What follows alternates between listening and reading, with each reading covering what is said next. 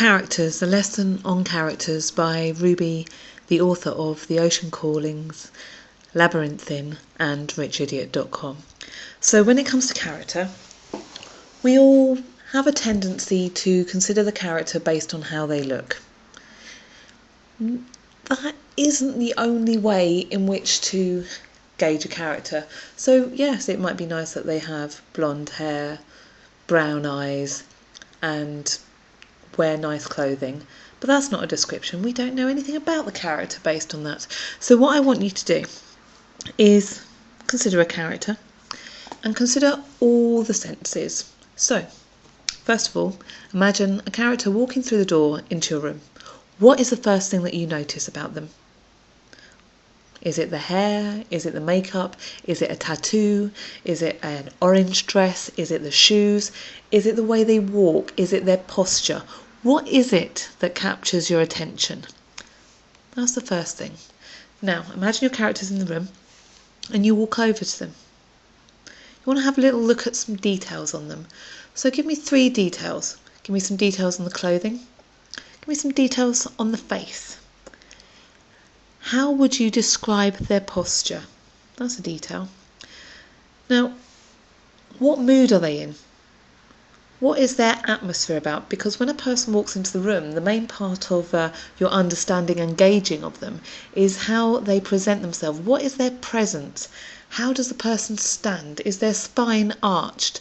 Are they looking depressed? Are they upright and very definite and, very rigid? We can tell a lot about a character based on the posture.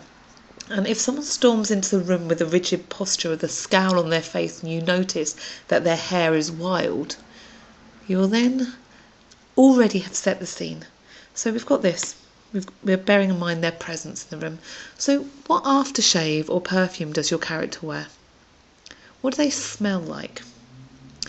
If you were going to touch their skin, would it be rough? Would it be wrinkled? What texture is their clothing? Are they in tweed? Are they in corduroy? Are they in silk? Are they in satin? Are they in cotton?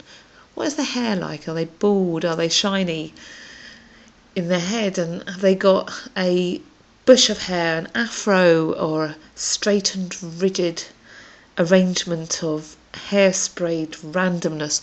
What is going on with them? What is it that you're noticing? What is it you want your reader to picture in their head? Because this is for the reader.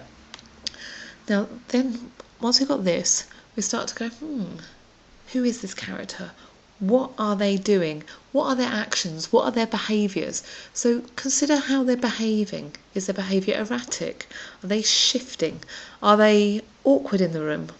Are they fuming? There's so many different things that your character can be doing or portraying themselves in through their behaviour. Then after this, just again on appearance, who do they remind you of? What do they remind you of?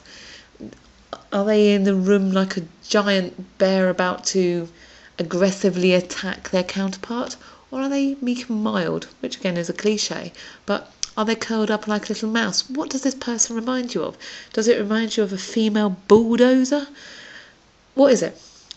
Look at this and consider what their presence is about, what their behaviours are doing, and also what you haven't considered yet is the first thing that we notice when someone comes into a room is generally their gender.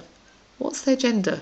In your head you've already noticed it, but have you actually told your reader what your character is in terms of gender? Are they feminine? Are they masculine? Or are they neutral? And with this you can then play about it. They may have a masculine, aggressive way of being, yet are entirely feminine. Contradictions make characters fun. Anyway, this is the first lesson.